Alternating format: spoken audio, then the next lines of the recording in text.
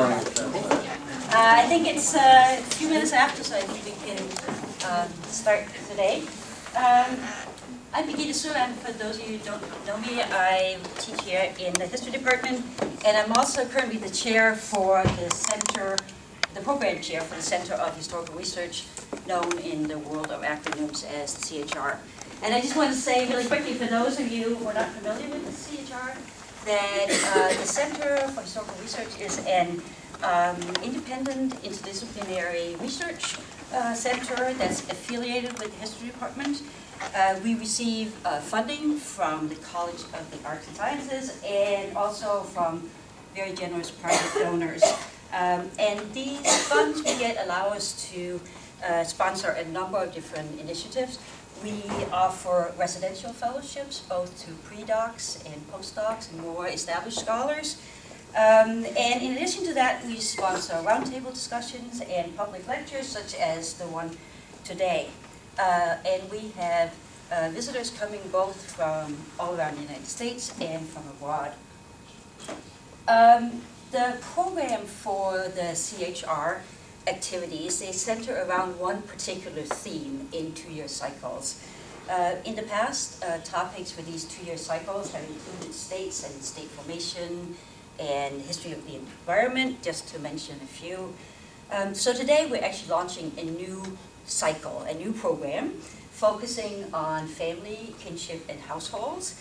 And over the next 2 years, we're going to be exploring various forms of new research from a variety of disciplines that address those themes. Let me just say we have distributed a number of flyers that look like this. This outlines our program for this entire academic year, so please take them and put things on your calendar if you haven't done so already. And let me then quickly point out that even though I carry the title of program chair, that this is not really my accomplishment, but the collective work of the steering committee that consists of Robin Judd over here, Jane Hathaway, can you just raise your hand? I can't see you, Jane. Yeah, Lucy Murphy, Daniel Rivers, Tina Sessa, Maitali Srinivas, and Mary Thomas. There you are. And you have forgotten some. I hope not. Anyway, so it's really the collective work of a lot of people, and it's been a real fun and pleasurable experience to put this program together. Okay, so then to our speakers for today. Ann Waltner from the University of Minnesota, the history department there. It's a really great honor and a personal pleasure to be able to introduce these two speakers. Mary Jo Maynes, who is known to everybody as MJ, is a specialist in modern European history with special focus on history of class and gender, labor, childhood, personal narratives, and autobiography. She's the author of 5 books, including Taking the Hard Road, Life Course and Class Identity in French and German Workers in the Industrial Revolution, and also Telling Stories and Analysis of Personal Narratives in History and the Social Sciences. In addition to that, she's written more articles than your average first grader can actually count. And she has co-edited 6 volumes. And it is, let me just say, it's MJ here on your left. On your right here, we have Ann Waltner, who is equally accomplished. She is a specialist in early modern Chinese history with particular interest in law, gender, religion, ritual, and a host of other things. She's also the author of a long list of academic publications, including Getting an Heir, Adoption and the Construction of Kinship in Late Imperial China. So what we have here is obviously 2 very accomplished scholars. But in this case, I would argue that here, 1 + 1 does not equal 2. It actually equals so much more than that. MJ and Ann have been colleagues and friends and collaborators for a very long time. As far as I know, their first collaboration took place in the early 1990s when they organized an international comparative and interdisciplinary conference on the history of kinship at the University of Minnesota. And out of that conference came this co-edited volume here that's called Gender, Kinship and Power, A Comparative and Interdisciplinary History. So they have been at this work for a very long time. Mention all four co-editors.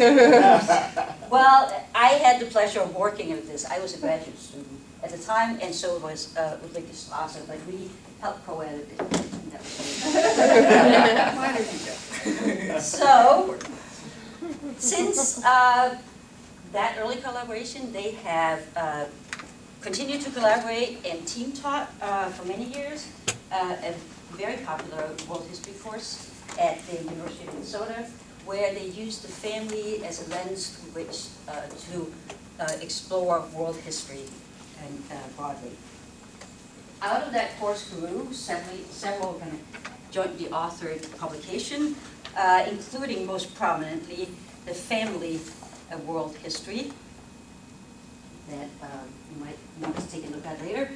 And it is based on that book that their talk is going to be based. Before I hand over the word and the podium, so let me just, if you would just indulge me for a minute in a few personal comments. I have known MJ and Anne for almost 30 years now. MJ was in fact my academic advisor, and Anne has been a mentor and supporter for just as long as that. They're also my role models, really. They are, of course, brilliant. They are deeply committed to teaching. They mentor more students than you can imagine. They are unstintingly good colleagues and citizens in the department and the university where they are. They're innovative. They are committed to collaboration. We should really all be so lucky to have folks like that around. Not surprisingly, after all these years, they are women who understand each other's thought and ideas very intimately. So, in closing, I just want to kind of quote one conversation between the two of them that I overheard at a conference. So it starts like this. Anne says, Anne, that reminds me of that book, MJ. Yes. Anne, do you know what I mean? MJ, yes, the blue one. No, says Anne, the other one. MJ, of course. Anne, you know he said, no, says MJ. That was the other book. That's right.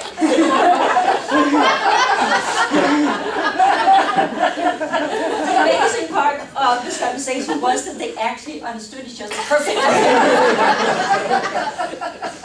For the rest of us, I hope they will give us just a few more details. That is entitled The Family from 10,000 BCE to the present. Thank you very much.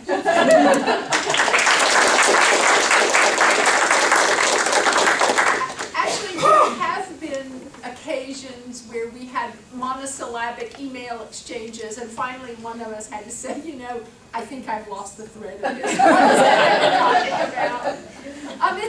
It's really great to be here, and it's always thrilling to come to places where former students have established themselves and are running centers and things like that. It's just a thrill. We're going to move back and forth, and that's a normal mode of operation for us. And today we're actually not going to be talking about a research project. We're going to be talking about a course. And actually, you had the chronology wrong. The course, the book did not come out of the course. The course came out of the book. I'll talk about that. What I'm going to do, I think I have 8 minutes, is I will talk about the generation of the project, which will give you some kind of sense of how we work together. I'll begin with a backstory, and what we want to do, in a sense, in this talk is engage you in some of the same ways we try to engage our students. We're not going to pretend you're undergraduates, but we want to do some things that will engage you. So this is the outline, the backstory, why start in 10,000 BCE, early modern connections, biopolitics, and then there will be a quiz. So, in the year 2004, Thank you. The year 2004, we published a pamphlet with the American Historical Association called Family History is World History.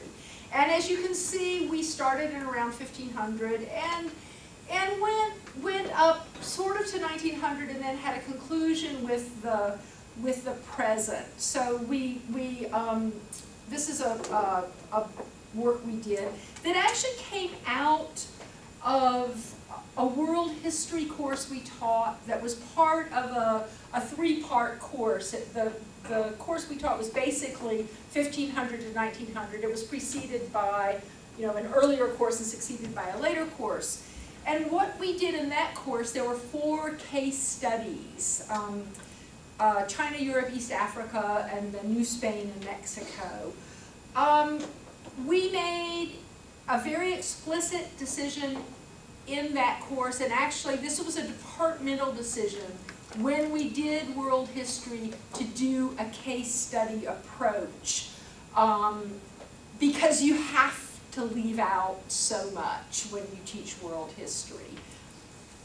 In that course, and actually Shemayu was a TA in that course, we looked at topics like family, like religion, like global interconnections. We were interested in connecting local to global. We were interested in showing how dynamics were interconnected. We were interested in talking about interactions in the context of a changing global framework. And we started this in the mid-1990s. Anyway, Yeah. so there were things going on at this point. There was a women and gender history workshop that started at about the same time. There were colleagues, many colleagues interested in gender history in our department in various parts of the world. So there were conversations going on, there were global gender history conversations going on in our department. And so what we were interested in doing, and what happened, I think, or what we were trying to do in this publication and in our course, was bring 2 dimensions together. And really, I think these were 2 very important trends in the historical profession in the 1990s, gender history and global history. And they were 2 trends that did not always talk to one another. In fact, they were often a bit at odds with one another, because gender history tended to be interested in the particularities of experience, and world history was interested in grand global processes and grand global narratives, which sometimes seemed like it was erasing individual experience. So what we wanted to do was bring the particularities of individual gendered experience into discussions of global history. So we were invited to write a book in the New Oxford World History series on family history as world history. And we thought, well, that sounds like a good idea. So we made a book proposal. And this is the first table of contents that we proposed. So we had part 1, family systems in a world apart, and then we went from 1500 on. We sent this to our editor, who was a wonderful woman named Nancy Toff, and she looked at it and said, you really need to do more on the early stuff, the really early stuff. And I don't know whether primal slime was her phrase or our phrase, but and we said, do we really have to go back that far? We have to go back to the Big Bang, we said. And she said, no, not Big Bang, but you really have to go back. And we kind of said, okay. And of course what happened, and this will become clear as MJ talks in the next part of this talk, we became obsessed by the really early stuff. So here is the table of contents that emerged. So as you can see, we have the 1 chapter morphed into 3 chapters. So so that's kind of the backstory of the book. And once we wrote the book, it became easy to think about teaching a course. And so we now do teach a course called The Family from 10,000 BC to the Present. We're teaching it right now. They have a midterm on Monday. And so that's kind of the backstory. MJ's now going to talk about our work on very early times. And I think one of the main things she's going to stress, which I think is one of the important things we're interested in communicating in these talks, is what the payoffs for looking at family history in a really long time span are. Because clearly there are also disadvantages to the really long time span. But what we want to stress now is what some of the payoffs of the long time span are. Okay, MJ. And just in terms of the timing too, that if you didn't notice, the course we started teaching in 2009 in between the first version of our table of contents and the book. So we were moving toward thinking about the course at exactly, and developing at exactly the same time we were under the push of our editors reading archaeology and so forth. So I'm actually going to turn to that. This will be a relatively brief summary, but looking at the interesting developments we began to discover as we looked at archaeology and at sort of paleoanthropology, and trying to think about this question of deeper history and deeper temporalities. And we were especially interested in feminist archaeology, but not only. There's also social archaeologists who've been addressing very interesting kinds of questions of relevance to the deep history of the family. I'm going to just look at this big conceptual rethinking that's happened over the last couple of decades or so in models of both periodization of human development and also the gender dimensions of it. And I'm going to start with the cartoon. I don't know if you can see that from the back of the room, but we always start with this, this sort of man, the hunter paradigm. And this is from a New Yorker cartoon. On second thought, you might all gather. It's a jokey thing. But in fact, feminist archaeologists and also social archaeologists have been busy undoing the sort of main theses of the man, the hunter paradigm that really did predominate in Western archaeology and paleoanthropology, in the 1960s and 70s, and has been under attack since then.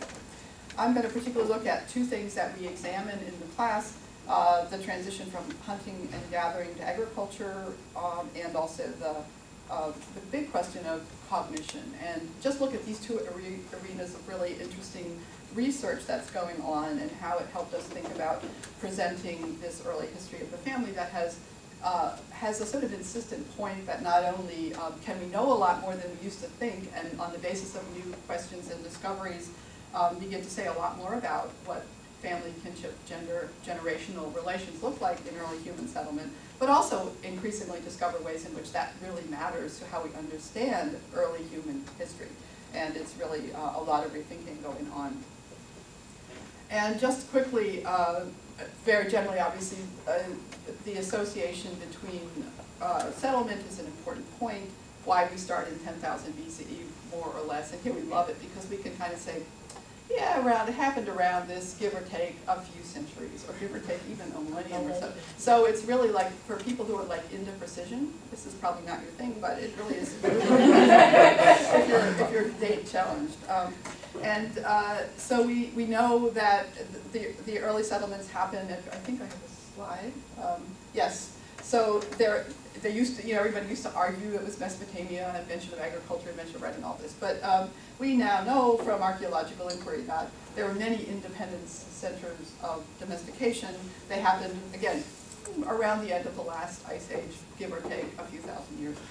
And they're all interesting variations on how this happened. So there's not a process, there are multiple processes. They all involve new divisions of labor, and they all involve new gender and generational divisions of labor, so they don't all look alike. And again, archaeologists have really cool things they can do by looking at bone analyses, for example, to figure out whether it was men or women who bore the brunt of the labor, the increased labor that everybody had to do with settlement. And that varies in interesting ways. But I think one of the more interesting findings, and these come mostly from African studies, both East African and West African studies, is that often it was women and women's work that you see associating with the establishment of permanent settlements. So women's labor concentrated them in the new kind of settlements more often, and with things like the early agricultural endeavors and pottery making, while men were still hunting and gathering and traveling. So in some ways, even the spatial dimensions were gendered. The spatial dimensions of settlement were gendered in ways that hadn't really been thought about. And both kinds of labor were absolutely crucial to the new project of settlement, but they were located, they were gendered both in terms of the kind of work and the space of the work in ways that are pretty interesting. So these studies are pointing to family and kinship structure, the cooperation of groups that don't even necessarily spend a lot of time together in some cases, but are somehow still sharing resource pools and are building a new kind of culture around settlement together, relying on kinship and gender and generational bonding. We use the one example that's particularly rich to look at an early settlement, and that's the example of Çatalhöyük in what's now Turkey. Many of you may have heard of this before. What's great about it from the point of view of historians and archaeologists is how well preserved everyday life is there. This is a settlement that was, again, reached its height around 7,000 BCE, give or take. And we know that it was the largest known settlement of this sort of Neolithic era. Its population varied between 3,000 and 8,000, but that's very big for this time. And it's interesting because it's well preserved. This is an artist's rendition of what it must have looked like. And it's a large town based on primarily subsistence agriculture, although there's definitely also evidence of ongoing hunting, ongoing pastoralism, and even some trade. So the point there again is these things don't all of a sudden happen overnight. People just don't move into agriculture. They keep doing varieties of things, and different people do different of those things. So this settlement relied on all of those things. And there's a lot of evidence that kinship and household really served as the basic organizing principle of this large and important transition site. That is to say, transition to settlement. And again, just to underscore why that's interesting and significant, is that scholars have previously associated complex social organizations and large-scale settlements with centralized political authority, with states, right? And there's no state here. I mean, as far as they can tell, there's no evidence of public space, no evidence of administrative buildings, no elite homes. There's really surprisingly little hierarchy. The houses all look pretty much alike in terms of size and content. And interestingly enough, there's very little gender hierarchy. Again, from the kinds of things that they could look at, like bone analysis, diets looked really the same for men and women. They didn't look like there was discrimination, even though we assume there's a gender division of labor. It doesn't look like it showed up in diet or the other kinds of measures that you could look at. And also the other thing that's really interesting is all the sort of functions that we think of as associated with complex societies: production of art, production of ritual, understanding of a cosmology, and in addition to the usual sort of preparation of food and all that was located in these houses, in these individual households. So they were unspecialized in that sense, in that they all did a whole range of things that many people had previously argued could only happen once you get specialization and state structure and sort of outside of household authority. And again, this is related, I think, in many ways to the argument about family, how much sort of the household in some ways could be seen as now very much more central than it used to be to the production of social complexity and human development.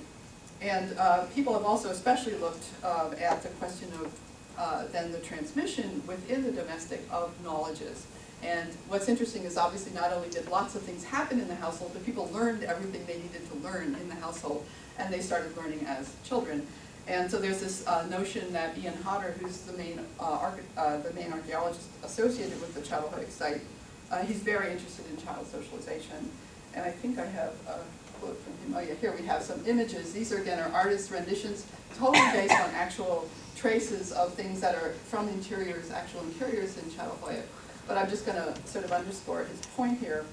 A child growing up in such a household would soon learn how the space was organized, where to bury the dead. The dead actually in Çatalhöyük were buried in the household. Where to make beads, where to find obsidian caches for the construction of tools, and where to place ritual offerings.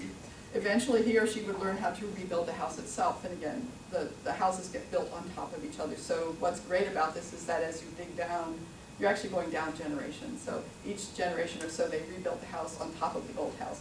So you can actually have a really incredible record of that sort of everyday life over about 12 or 13 generations.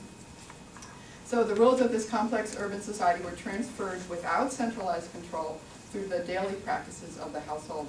All those practices were carried out in the presence of dead ancestors and within a symbolic role immediately at hand, conveyed through rich artistic representation.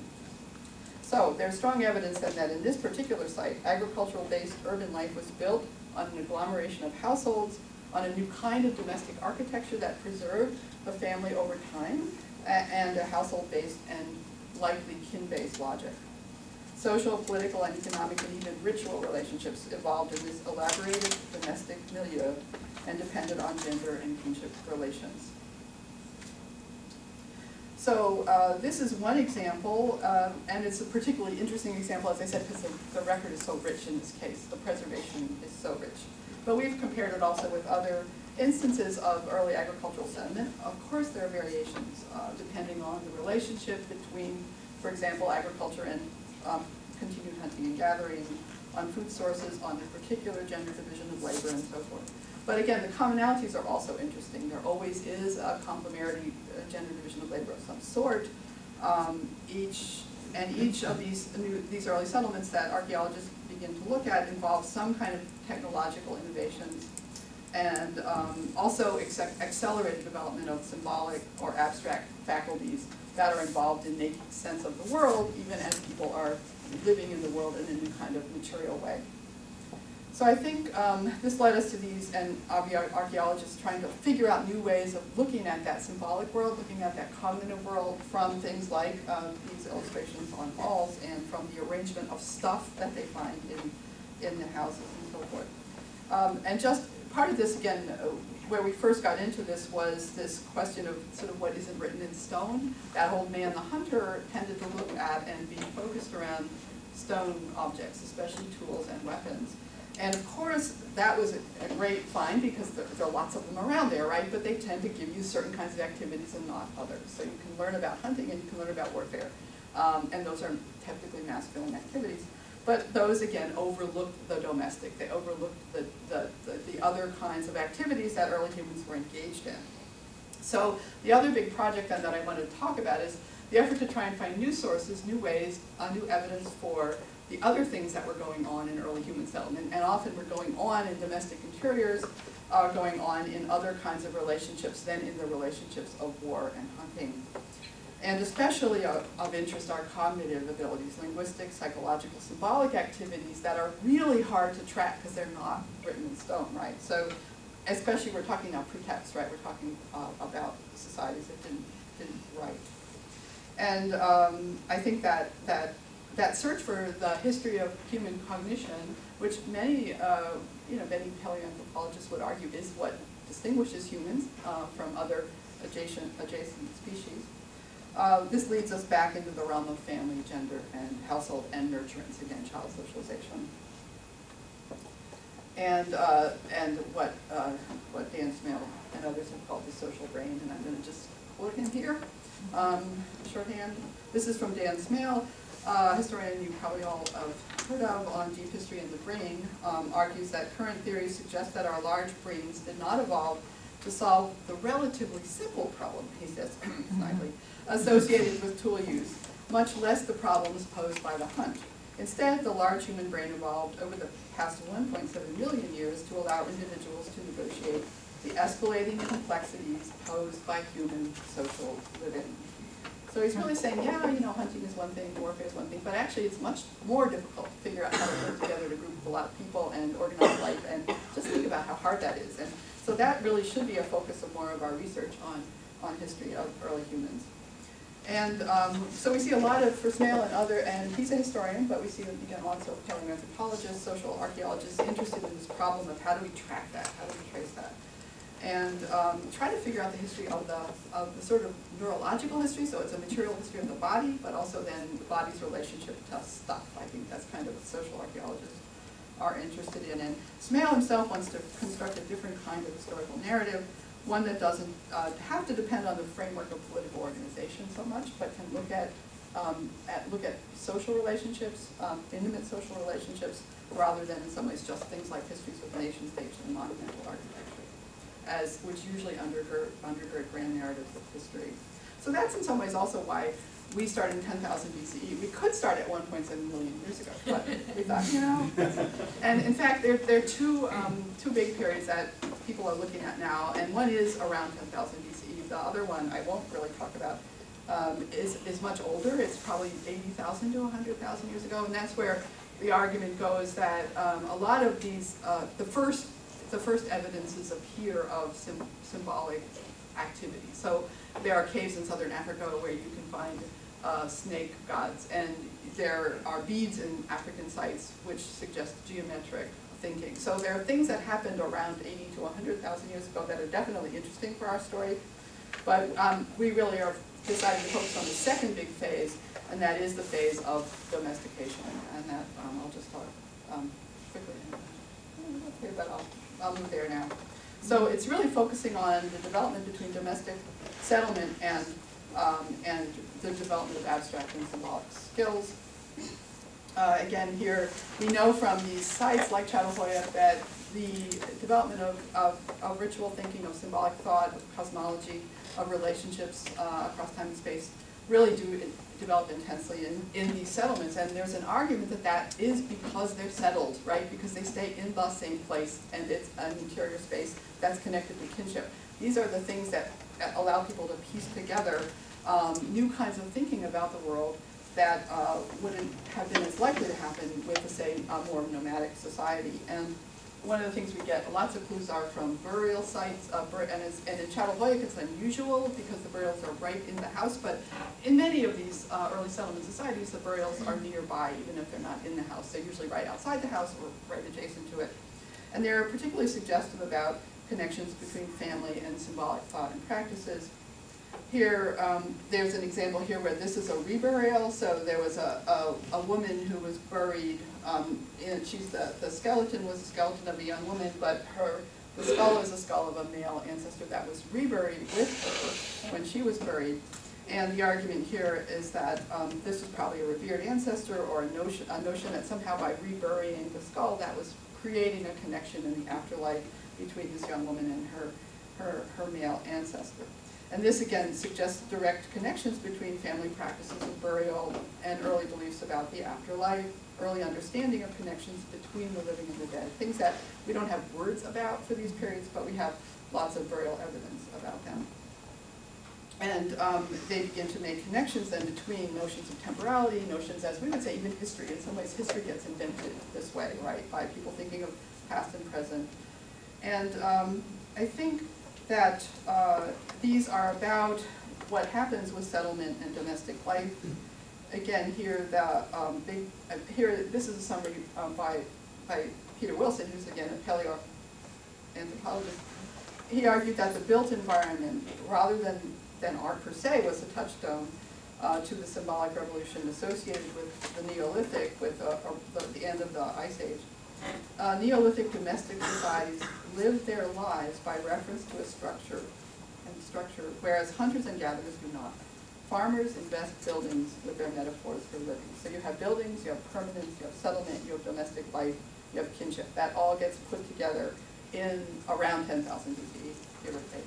And that seems to be for us a really critical then starting point for thinking about the ways in which families are the center of historical dynamics of very important sorts that typically haven't been emphasized in the past.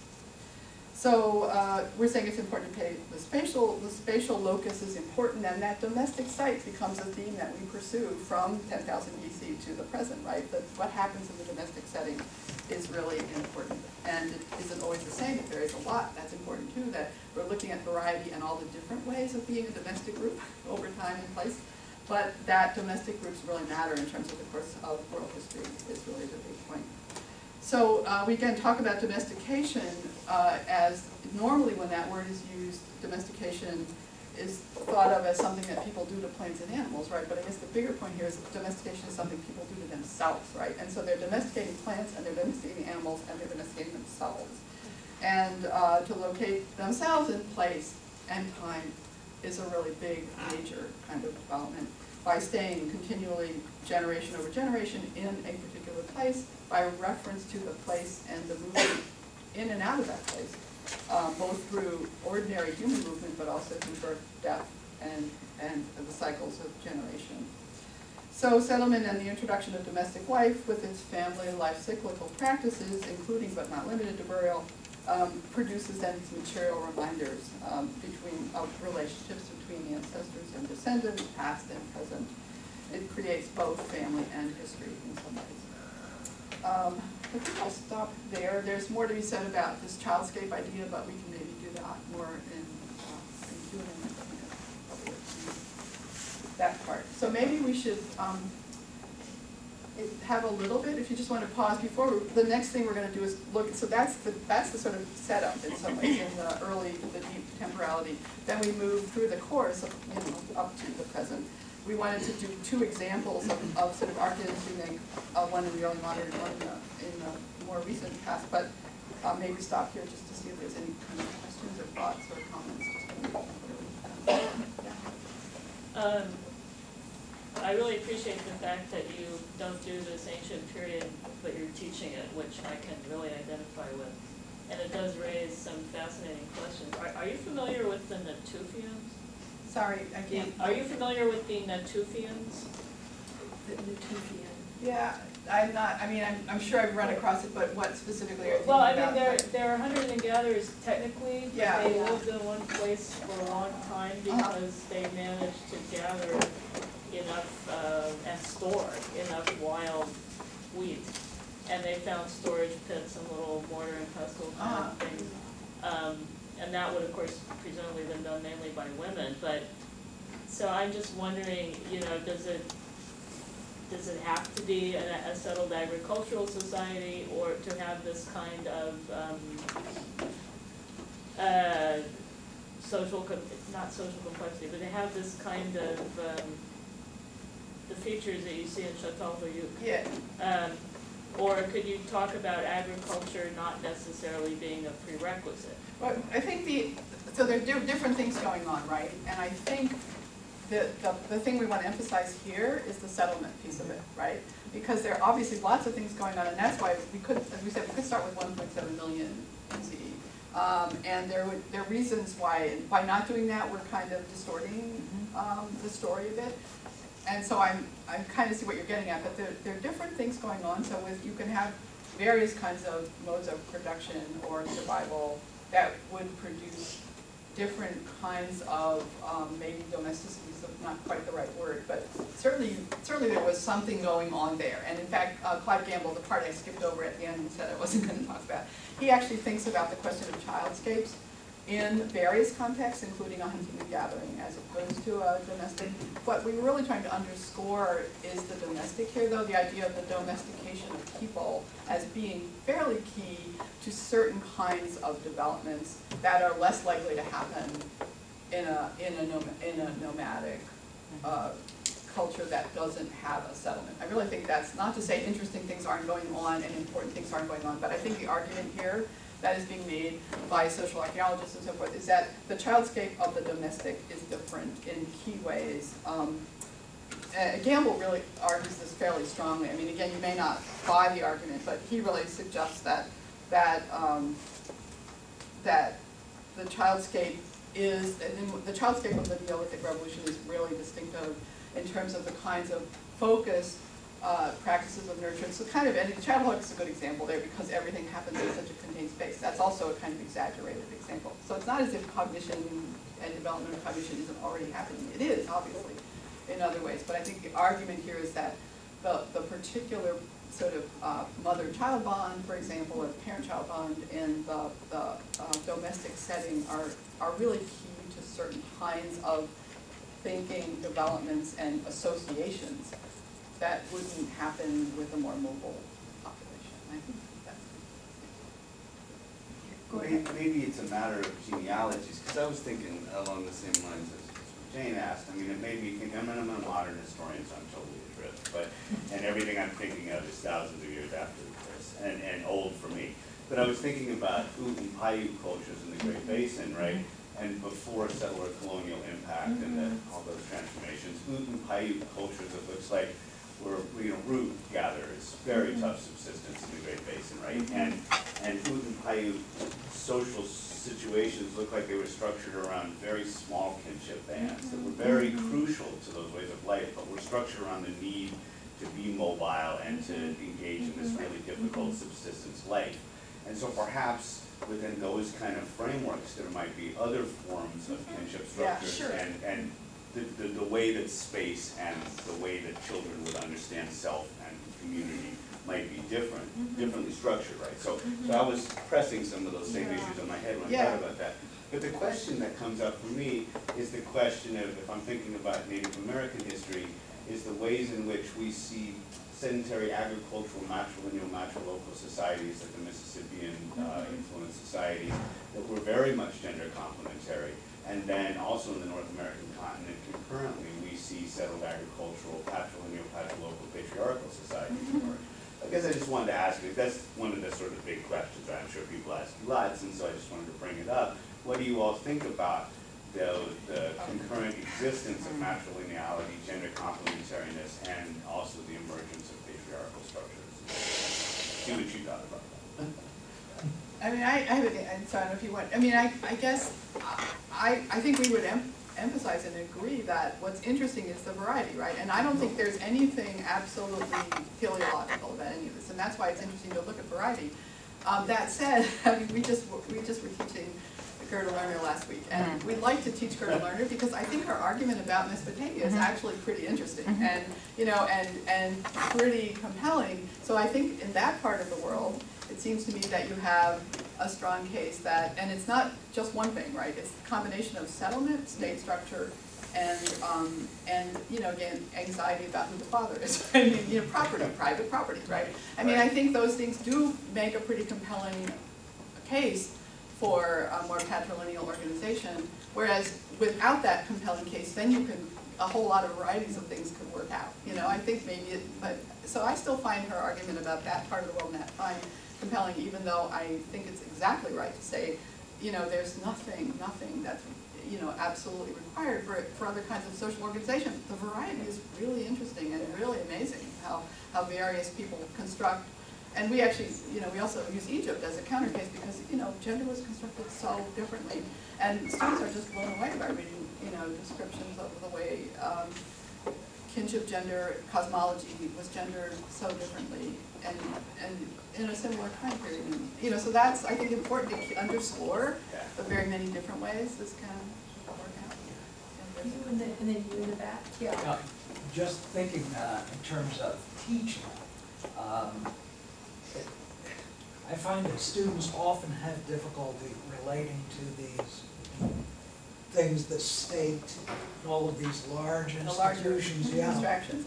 and going from top down, whereas I could see where, they all are in some kind of a household situation. And so it would seem to me that this is not even a matter of ignoring all the other things that are beloved of history teachers, but a way of getting at them. And whenever we kind of leave, the stratosphere and dip down into the daily, I think students are hooked by that.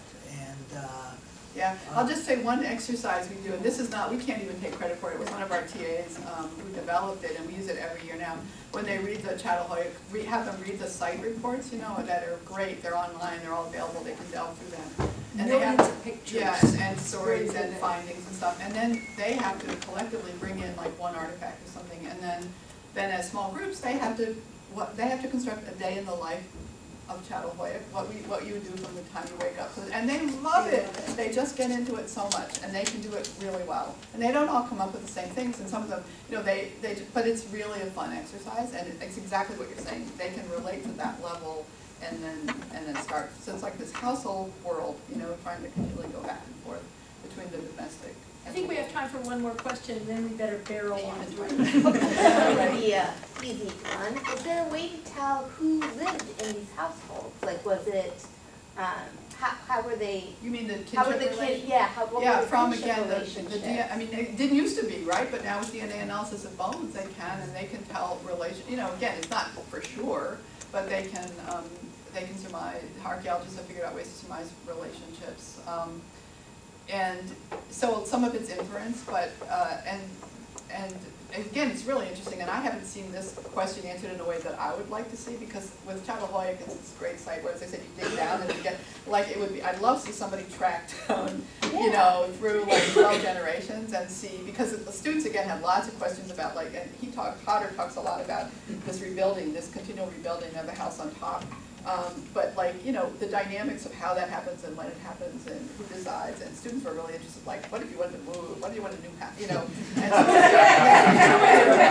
so, these kind of questions. Go away to So, college. I think hypothetically we could get some answers, but I haven't actually seen, this site has been active since the 90s, I wanna say. They're doing lots of great stuff, but I haven't seen the sort of full answer to that question, but I think it's a really interesting question that, again, hypothetically, could be answered with DNA analysis. I mean, there are some North Chinese sites that there have been DNA analyses done on. All the men are related to one another, and the women are related to only some of the men, which shows that there is in marriage. And there are other things that, I was thinking in Italy, this was again later, but, no, earlier, actually, it's earlier bones. Bones that we were saying, it's really too bad that we can't, I mean, you can't dig up grave. You know, like this bone analysis is really, really interesting. And you could imagine in sort of, you know, historical archaeologists going and, you know, digging up graves and like in trouble. You can tell a lot about actual, you know, these relationships. And one of them, and I don't remember the exact nature of the study, but they could tell from the diet, right? Because your bones look different depending on what kind of diet you have as a child. And they could tell in that case, that was a situation where it was pastoralists intermarrying with settled and they could tell that sort of daughters of herders were marrying sons of farmers, or, you know, they could tell who was doing that from the relative bone structure of men and women in those burial sites. So, I mean, they're getting really clever about bones, and it's kind of creepy, but it's Well, we probably yeah, better, we should probably move on. we better move on. We warned you that we'd become obsessed with the really early stuff. But it's fun, you know, it's really interesting. And we love seeing the discovery part of it, that's ongoing. We used to have a site on the website that I think we really did call late breaking news from the Neolithic. I think we now just call it family history in the news. But it because- often is about. Yeah. Yeah, it's like there's stuff all the time. I don't know if y'all saw, but there was, these are, they found this burial site in Southern Africa. I think it was it's not South Africa, maybe it was, but there was a cave that was filled with bones, and they're pretty sure it was a burial site. It was like, but this was hysterical. We love this line. Well, it could be, you know, anywhere from 100,000 to maybe a million years. All right, well, when you figure it, we'll come back to that. We'll figure out how to fit it in our story. But anyway, we're going to leap centuries ahead, millennia ahead, into the early modern example. And again, do I have a map? Yes, no, I don't. But the map we sort of show students really does show those kind of migrations out of Africa, the long ago migrations, and then suggest as we enter the early modern era that what we're having is a kind of family reunion of a very dysfunctional and well-separated family. So you have these people that all come out of Africa, and then they, you know, they're like 20,000 years later, they come back together again and say, whoa, what are you doing? You know, and it's this kind of confrontation, both charged with power, because they're empire builders and explorers, and there are religious differences, and there are trade interests, and we do a lot with merchant families and whatnot, trying to rebuild a global connection. So there are all these different kinds of rebuilding of a global connection among branches of the human race that have been separated for a long time. So we may all be one family, but we're a pretty dysfunctional one. And so we look at lots of different aspects of that, and what we're going to just mention today is the religious aspect of that. And I talk about the Protestant Reformation, which is occurring around the same time that these explorations are occurring. Again, I won't go into a lot of detail here, but just to set the work, because here we're just going to use this by demonstrating a little bit of how we do it pedagogically through a document. Beginning in the early 1500s, Protestant Reformation changed what it meant to be a Christian. This is a map of the boundaries of Catholic Christianity around 1000 CE, and then, of course, the map of the confessional divides afterwards. Again, that's a big sort of general statement, the point being that there are important religious divisions that get established within Christianity in Europe, and these divisions involve conflicts over the nature of religious knowledge and authority, over paths to salvation, over theological issues, but that you can't ignore the extent to which there are also battles over the family, right, in its broadest sense. So for the purposes of our course, the Reformation is significant because it involved debates over marriage, sexual ethics, sexual behavior, gender relations, family relations. All these things are absolutely key to understanding the Reformation. And again, we're going to focus here on Luther, the launcher of the Reformation in the Central European area, a Roman Catholic monk who, as we know from his own autobiographical reminiscences, had been personally troubled from his youth and plagued by his own sense of sinfulness. He then went on to study theology, became known as a scholar of the Holy Scripture, and he studied the languages of the original scriptures and so forth. But again, in theological terms, he focused his studies of biblical and early Christian texts on questions that might help him resolve a general and a personal problem of human salvation. Problem of human sinfulness and moral inadequacy, the question of how a Christian could be saved from sinfulness and eventually achieve salvation, and the role of the church and sacraments in that. And so he launches, between 1517 and 1520 is when things get rolling with the Reformation, but his first published sermon on marriage was in 1522, so this is the first time he goes public with his concerns. And I want to just underscore here, this is a very important consideration, not just for us, but for him. And when in 1532, 10 years later, he talks about what he had accomplished in the first 10 years or so of the Reformation. He underscores three problems he had been addressing. The Lord God has made three things to be made right again before the last day: the ministry of the word, government, and marriage. So those are his three big agenda items. So I think I'm just break this up. So now we can hand out, if you want to do that quickly, just a quick, and then we set this up, and the students are reading things in addition to this, but in the class we actually just have them look at some of Luther's writings that are most directly pertinent. And given that we have very limited time, and we're going to do this just in an exemplary way, we don't want everybody to read all of this, but if you could sort of divide up roughly. So if the sort of this half front of the room would just read number 1, and then if this half back of the room would just read number 2, and then that half back of the room would just read number 3, and this half of the room would just read number 4. Some of them are back to And then back. what I'd like to do They're not is all read back. that and then think about, and then spend 1 minute to read it, and then a minute or two to discuss with some of you. How does Luther argue his ideas about proper family life, and what are some of the implications of Luther's ideas for the history of the family? So this would be the kind of way we would make connections. Does everybody have a handout? Great.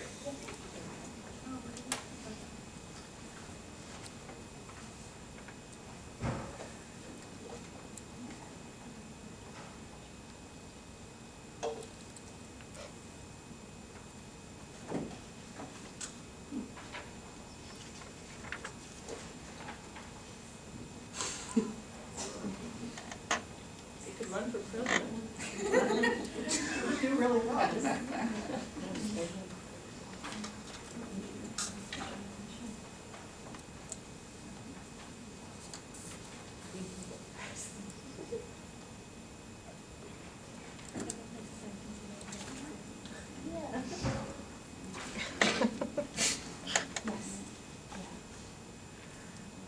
Secret sentence.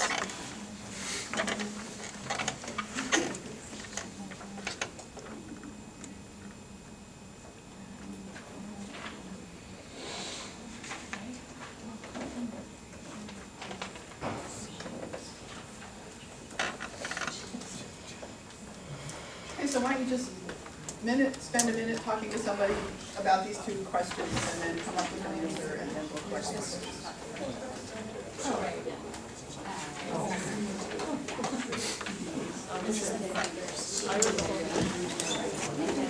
Well, What do you think? seems the, Are you doing 4? I read 2, 3, and 4, yeah. Okay. So 4, yeah. Well, the family is godly, right? Like, it's kind of the point. It's all like under the commission of God. Yeah. And it's like, he's definitely, I feel like that's one thing about Luther, it's definitely like God's word over man's word or the institution.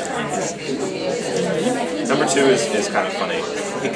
It's like saying that you should have to, like if you have to break your vows in order to like do your God-fulfilled duty of having a family, then do it. But then he's saying like, but it will, but like, they won't remain pure, and they're like, will besmirch themselves with fornication. It's like, that's Yeah, well, the push against celibacy, priestly celibacy, I mean, that's at the center of it, right? Like, Yeah. this is part of our work. right. Like they can get married and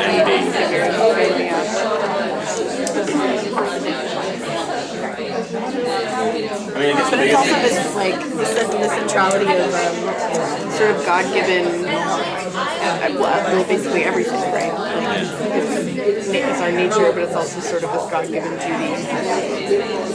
Okay, why don't we just quickly, we realized how, so why don't we just quickly collect some answers? So again, the group, anybody who read the first part there, first of all, what are some implications? How does it argue? Anybody? Yes? Yeah. I can't wait. One. We did one. You did one. So we were both commenting that this is, I mean, he chose a particular part of Genesis to focus on, and then in fact he made a fairly standard argument about the importance of marriage. That is, it is about procreation, and he insists that it's natural, and it is not a construction of law or something along those lines. And then we noted, and then Martha Lee asked a good question, which is why, you know, this is a very traditional argument, why make it now? And I said, have you read number 2? And number 2 explains why, anyway, so that was sort of what we. But so you mean, why was he interested in making it at that point? Yeah. But I that would was a good also say question. though, it isn't actually, I mean, well, maybe to come back to it, it's not necessarily all that traditional. I think there is something out, you know, actually, and this is more traditional.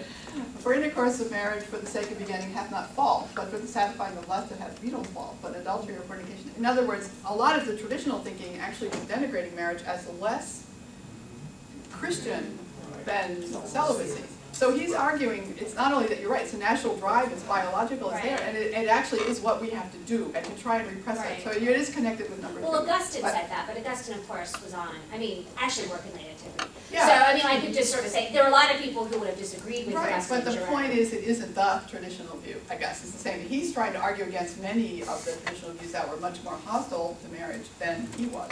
And I think, and especially the celibacy, right? I mean, the practice of celibacy is elevated, which actually takes us to number 2, which maybe we should just raise back there. Anybody have anything to say about what, again, what, going back to our thoughts? Okay. He's against celibacy for priests and monks, and you know,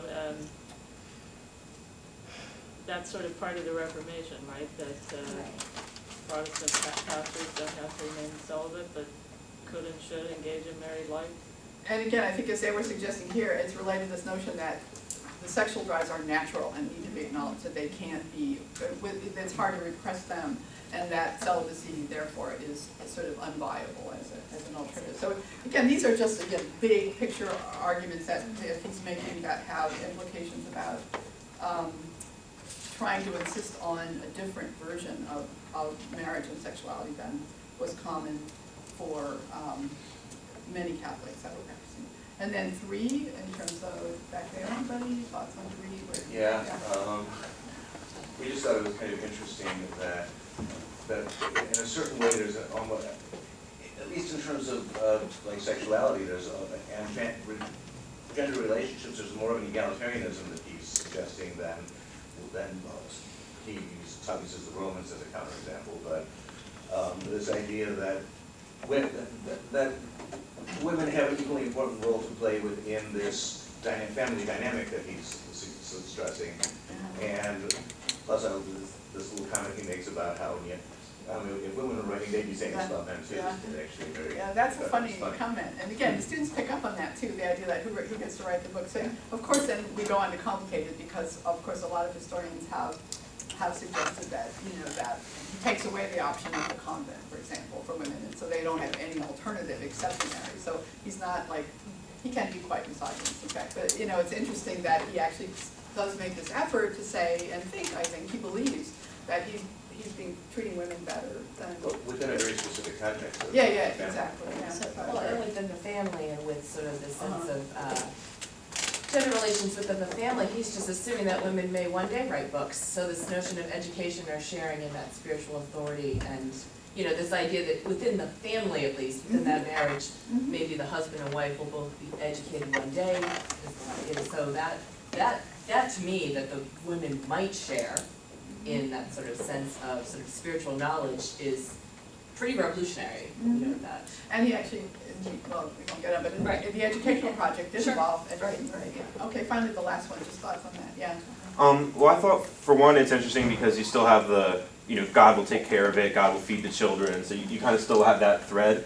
But then I'm wondering about the age. For one, it's interesting that they're different, but, so that's like not equal, but for two, it wasn't, European early modern marriage at this point later, so he's calling. Later, right? And he's calling to turn back a lot. It has no relevance to what people are actually doing at the time. Right. If anything, marriage is going in the other direction. Right. That's what I And thought. it's unusual with world historical terms. The European marriage pattern at this point is, men are marrying in their mid to late 20s, and most places women in their early mid 20s, and so it's like, what?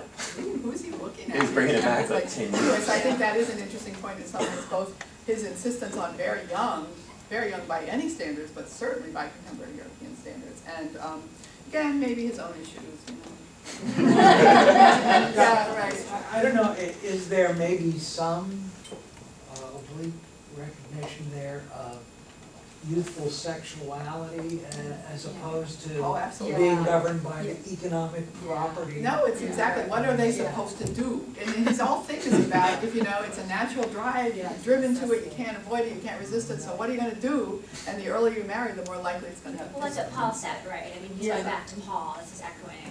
Yeah, so I think that's exactly right.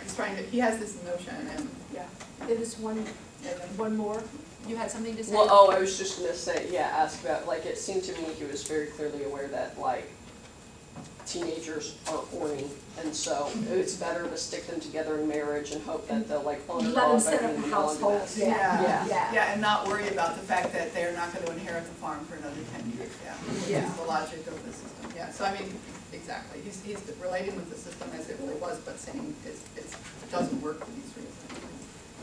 Okay, so again, I think we've gone through all of these, we won't go into more detail now because we're running low, but we'll move ahead to then, when we cross the. Okay, so what we then do is we talk about the fact that we began talking about the New World, and we talk about when Spaniards went to the New World, it was Reformed Catholicism that they took with them. And the question is, how do we know about social life and marriage prior to the Spanish conquest? And one example that we use, and we have this in the reader that we made for them, we have examples from the Codex Mendoza, which is compiled in 1521. It's named after Don Antonio de Mendoza, who probably commissioned it. It was with the intention that it be shown to Charles V. Actually, the fleet it was on was attacked by pirates, and Charles V probably never saw it. The codex ended up in France. This is done by Aztec scribes with notations in Spanish. It's done by Aztec scribes who are working under the supervision of Spaniards. So it's a hybrid document. And in fact, it's a document about family history which is produced by global processes. I mean, it's very cool that way. The short story that I'm going to tell you about this, and we probably always are gonna run out of time. But one of the, so, I can't really talk sitting down. So here what we have is we have an elder woman carrying the bride into the wedding place. You probably can't see it. The bride's face is smeared with red. Up here, we have the bride and the groom literally tying the knot. I mean, the thing that symbolizes that they're getting married, and the bride's face is clean. Okay, I didn't notice that. I'm a historian of China, so I'm not really well informed about this, but I read a bunch of stuff. Nobody mentioned it. It was a freshman raised her hand and said, first of all, why is the bride's face red? And second of all, who cleaned the bride's face between here and here? Okay, I was able to find out that I think it's cochineal, I'm away from my notes, was smeared on the bride's face. It's a symbol of fertility, but the question of who cleaned off the bride's face, I emailed the authors of the books I was reading and said, so who cleaned off the bride's face? It was the groom's mother who cleaned off the bride's face. I'm telling you this because it's an example of the kind of magic that can happen when you show freshmen primary sources. They see things, they ask you questions that you can't answer, and so as a result you end up digging and developing email relations with all kinds of specialists far from you. This is a wonderful sequence that shows this is what children do when they're 1 year old, this is what they do when they're 2 years old, and this is the final thing, which is the wedding. I will just, because Spaniards who came to the New World, most of the Spaniards who came to the New World were men, the people they married were local women, they came without, the Spaniards who came without land, there were all kinds of intermarriages between elite women and Spaniards, between Spaniards and non-elite women, and things that aren't marriages but are sexual unions of all sorts that produce mixed race offspring. One of the things that, you can't see that very well. Well, one of the things that this produced is a multiracial society. And in the, I'm just going to do this for 1 second. Yeah, okay, there is a genre, an 18th century genre called casta paintings, which say if a person of this race marries a person of that race, then a person of this third race will be produced. And they are 16 is the normal number, they are in sequence. The whiter you are, the more prosperous you are, sort of the cleaner and more civilized. It's an interesting way of representing the way people thought about race. Race was not seen as a binary, and these are not representations of the way things really were. But the casta paintings show very clearly how marriage and family are essential categories in terms of thinking about European expansion into the New World. And again, the point is they are one example of how family history and world history are deeply intertwined. I mean, in a sense, you could spin off from this and talk about the racialized population of the New World as something that you could talk about from these documents. Okay, So again, with an eye on the clock here, the next thing we wanted to just very briefly talk, we're moving then into the 20th and 21st centuries in the sort of era of biopolitics as examples. But the two examples we were going to present were the Nazi state and other eugenic states of the early 20th century. I think I probably will, since that's the presumption that that's pretty familiar again to many of you, probably just skip over that. Maybe I'll just mention, for example, the ways in which there's a very sort of public iconography of the idealized family, and it's certainly about race, it's also about construct about gender divisions of labor, about how this is a central kind of feature, as many people know, of the project. And just to make it explicit, again, it's there from the beginning, of course, it's there from the early 20s, from the earliest party programs. But one, I think, really good example is a speech by Hitler, one of his earliest speeches after the Nazis take over power in 1934, about his vision of gender and the family. In my state, the mother is the most important citizen. The slogan, emancipation of women, was invented by Jewish intellectuals, and its contents was formed by the same spirit. In the really good times of German life, the German woman has no need to emancipate herself. Again, it goes back to the old sort of metaphors of big world and small world, to say that men live in the big world and women live in the small world, but that's the really important world. In fact, he says the program of our National Socialist Women's Movement has in reality but one single point, and that point is the child. The tiny creature must be born and grow strong, and which alone gives meaning to the whole life struggle. So he's actually saying, yeah, women are in the domestic realm, but that is, from our point of view, the most important realm, the child.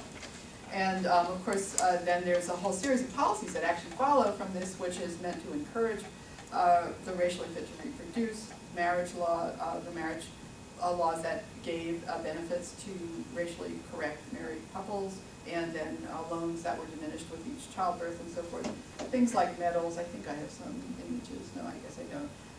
But then there are also the punitive laws, which were meant to restrict reproduction in marriage for the racially unfit. And this is just an example of a poster demonstrating the Nuremberg law, and so people could figure out whether their proposed marriage was or was not acceptable in terms of racial, in this case defined specifically in terms of Aryan and Jewish ancestry.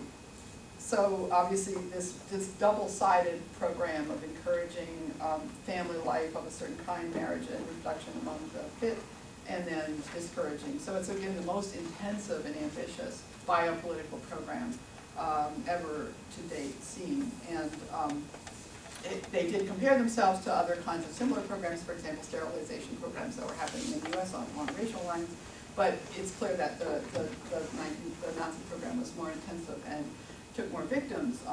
People say as many as 400,000 Germans were sterilized, even before the camps, and the camps then, of course, just bring this to a new level of atrocity. And so there is then this real living experiment in repressive biopolitics.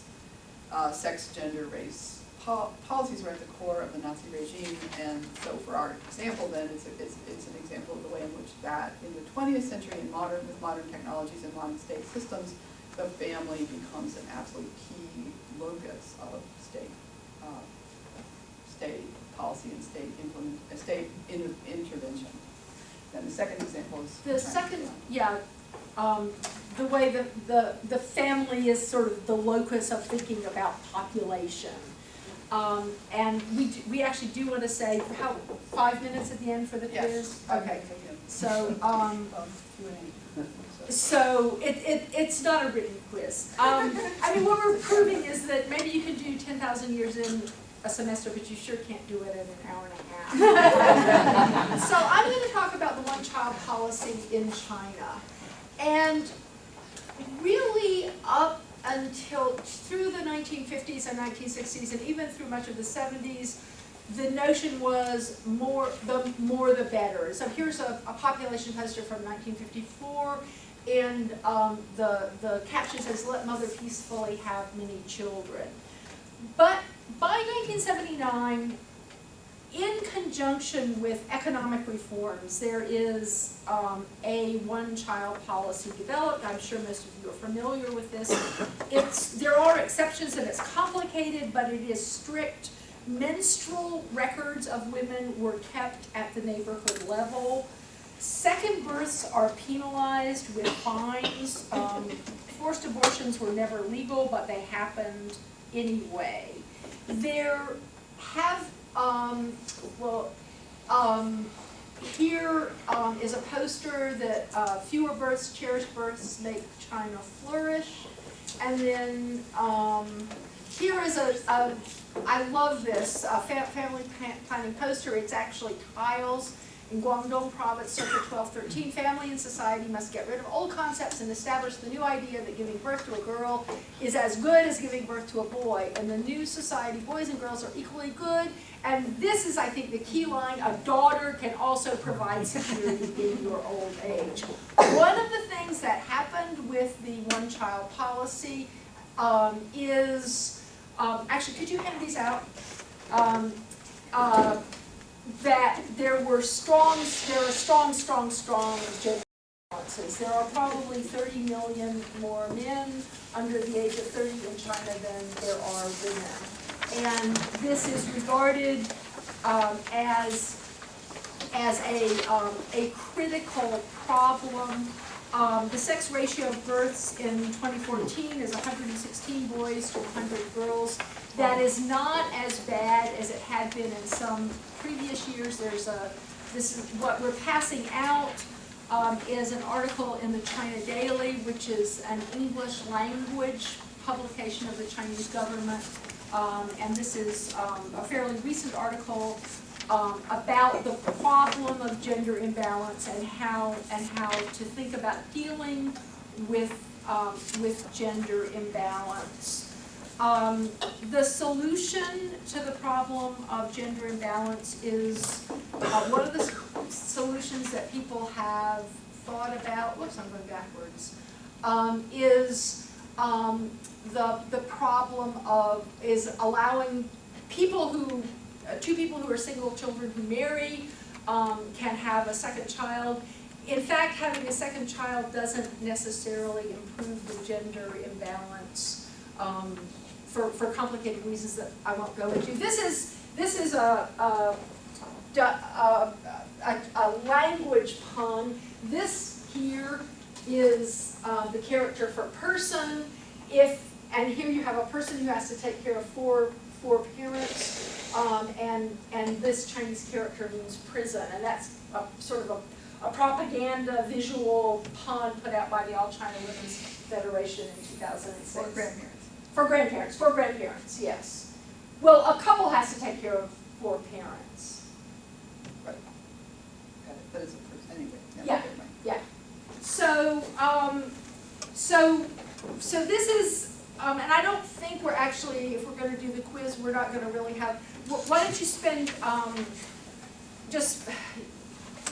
don't know if there's really time to read, well, spend a minute quickly reading it, and maybe looking at the gender ratios and see if there are particular questions that arise from this that you want to talk about. And then I think we'll bring this to a halt in maybe 2 or 3 minutes so we have time for the quiz. Yeah.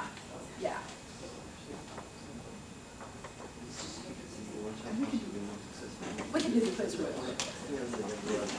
So are there questions or comments about this?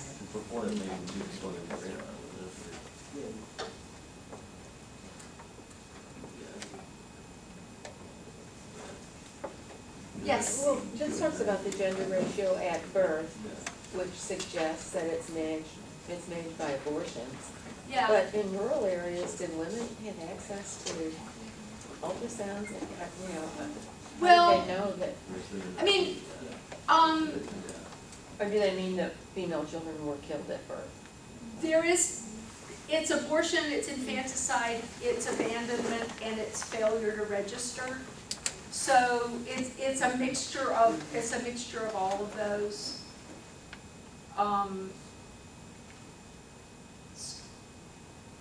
And it's unclear.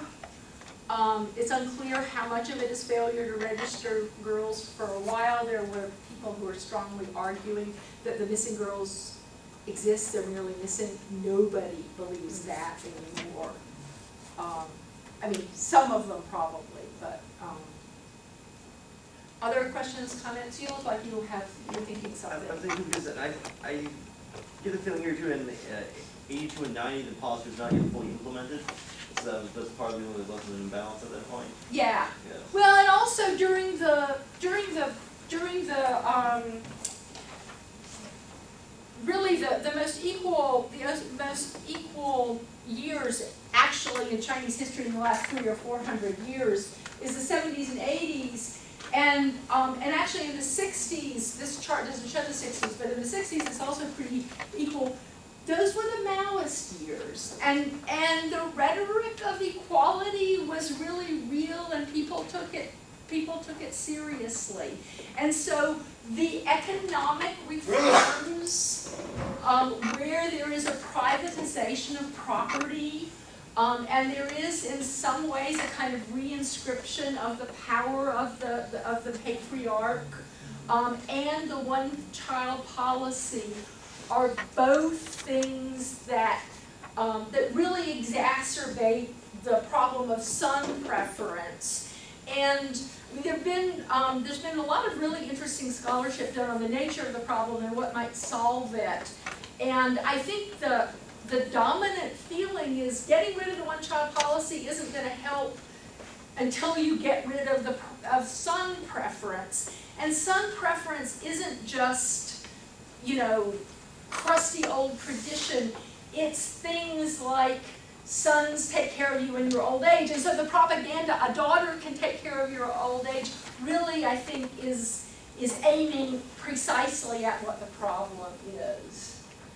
Any other questions or comments? Yes? Yeah, I'm just wondering why you think that allowing the second child actually made the ratio go up.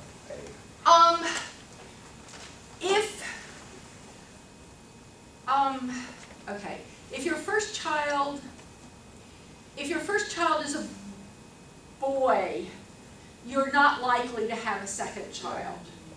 If your first child is a girl, you are likely to have a second child, which You wanna make sure. I think Yeah, actually, it's probably not worth trying to think. it's, I'll try to reconstruct it afterwards if you're interested. Because I think we have to move on to the quiz. Yeah, and again, we'll do this is just to show you, we do this at the end, at the very last part of the class, and, okay, now I have to remember how to get, It's escape. yeah, and then, okay, and so we'll just, this is more demonstrating than. Just curious, do you also do other aspects of the Chinese family? Oh, yes, oh, yes. Because sometimes, to only focus on this Oh, one, yes, yes. which to Americans it seems so Oh, yes, outrageous. yes, And yes. so how do you balance that with? Well, we talk about the Chinese family a whole lot. In fact, one of our running jokes is MJ always tells me we talk about it too much. Okay. As you're a Chinese historian. Yeah, I think, we talk about it in the same week. We talk about other biopolitics. We talk about American sterilization policies. I sometimes tell students that I think if you're designing a marriage system that it has the benefit of children in mind, it's hard to think of a worse marriage system than the one we have in this country right now. That, I think it is true that it's easy to focus on sensational things that just horrify students. I never know how to talk about things like foot binding, and you can't use. Well, I guess in world history you can not talk about foot binding, but I think that is a great point, because you don't want them to think, oh, those people they do terrible things. There are lots and lots and lots of adopted Chinese girls in Minnesota, and so the problem with girls is something that they this isn't news to them. And the other thing, I guess, that we should really move on, but the other thing that's interesting about the dynamics in the classroom, and this works not only across these complicated divides, but we are struck too with when we're trying to talk about, for example, Christianity and Islam. We talk about those in our Birth of the Gods week. It's really different if you have different students in the classroom. We just feel so lucky that over the years our classrooms have gotten more and more diverse, and we always feel like, okay, now this year we're going to have some kind of explosion. And we don't. We have Yeah. students talking across differences in ways that are genuinely investigation. Yeah. And we have these we have other small group work in which people are talking, we call it family history and translation. Telling your story as someone whose own family history is part of history, but telling it to people who we know have very different. So we try to work with those kind of really highly charged issues in ways that we find really we're always heaving a sigh of relief, but it's important to talk about them, right? Sure. Yeah, so, but just very quickly, again, we really are almost out of time, but we'll just give you a demonstration. We end with this, and as I said, some of the images you wouldn't see. So we just want you to shout out and do it quickly because we only have a couple of minutes. We'll just go through the first few. So the point is, what is the image, identify it, and what is its significance in world history? And we do this shout out, and it's divided into sections, and you get chocolate if you win, but we don't do that. Somebody shout out. Okay, so what's going on here? Anybody, shout it out, quick. Don't even think, just shout. And some of you can say it. You can actually. Sacred migration. Yeah, Homo sapien migration. What's the significance for world history? Anybody? Showing multiple hearths? Sorry, multiple what? Is it showing multiple hearths of like where the things branch, like there's a hearth of early settlement? Yeah, these are all the people, the migrations of the human family right across the globe, and then it's reconnection. Again, this is what we saw, so what's the significance? One sentence. Anybody? Agriculture did not disseminate. Right, starts everywhere. This one, domestic interior. Spiritual world. Yeah, example of that. This one we didn't show. Anybody? Worship of fertility. Fertility goddess, right. Again, question of the goddess versus gods. Yeah, and birth of the gods. This one we saw, we'll go on. This one, same. Female gods. Yeah, so it's another, again, we talked about birth of the gods. This is. Alternate family construction. Right. Because they're brother and sister. Right. But it's not that Isis and Osiris. Right, we talk about the Isis Osiris story and complicated gender, generational God story, yeah, right? This one I love, okay. This is a German woodcut, 15th century. Can anybody see that? What's going on there? It's a marriage, it's a wedding night, and it's the bishop blessing. Blessing the Yeah, I actually have used this before, I've used this before for talks, it's so excellent. Yeah, so everything's going on The in one bishop is in scene. the bedroom. There's the bedroom, there's the bishop, and there's the parents, and they're all witnessing the consummation of the marriage to make sure it really happens. So all the things that a marriage requires, right? So this is the kind of thing we go through. And just sort of long story short, we then go through, we actually call it 12,000 years in 12 minutes or something like that. We just live through 12,000 years using a lot of the slides that we've used, and they're always document slides. I mean, they're either quotations or they're images that are documents that remind students of the journey you kind of been across. And I think probably that means we're out of time. So thank you very much. You've been a great audience.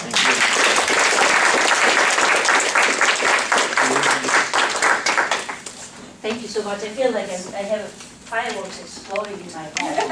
So anyway, thanks so much for coming. Thanks for wonderful presentations. Thanks for making us be students. That was great. Anyway, and thanks to everybody for coming.